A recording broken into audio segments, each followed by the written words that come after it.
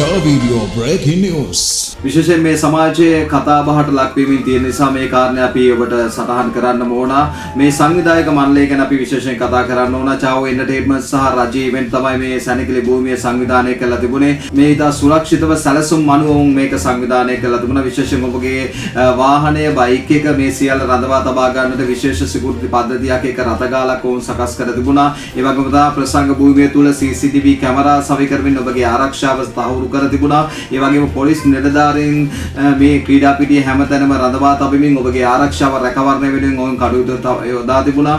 ඉතින් කිසිවක් මේ සංවිධායක මණ්ඩලයේ අතින් වුණ දේවල් නෙවෙයි. නමුත් එකිනෙකාගේ තිබෙන අවසිලිමත්කම නැති බවින් තමයි මේ දේවල් සිදු වුණේ. නැතුව සංවිධායක මණ්ඩලයේ සිදු වෙච්ච දෙයක් නෙවෙයි. ඒ වගේම ජනවාරි මාසයේ 23 වෙනිදා මේ සැනකෙළිය නරඹීම සඳහා සභාපති හේනේ සිට ආපු අයගේ යතුරු පැදියක් නැති වී තිබෙනවා.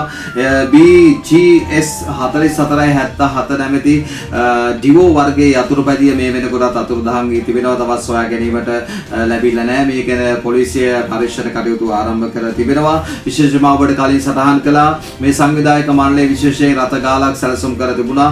ඉතින් ඒක නිසා ඒ නොදැනුවත්ව තමයි මේ යතුරු පැදිය මං හිතන්නේ අසල තිබෙන නිවසක මේ යතුරු පැදිය දහලා වුන් සැනකෙළිය නැරඹීමට ගිහිල්ලා තිබුණේ. ඒක නිසා රත ගාලේ තිබුණා නම් මෙවැනි දෙයක් කොහොමවත් සිදු වෙන්නේ නැහැ. මොකද අති ආරක්ෂිත කලාපයක මේ රත ගාල සකසා තිබුණා. ඒ වගේම හොඳ සිකියුරිටි සිස්ටම් එකක් එක්ක තමයි මේ රත ගාල තිබුණේ.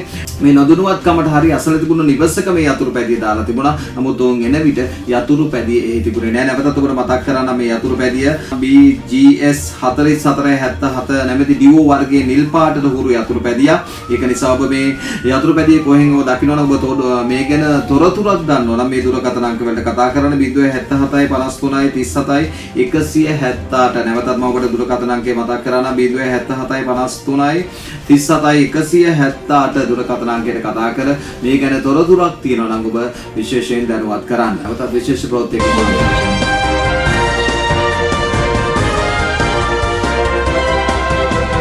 Show video breaking news.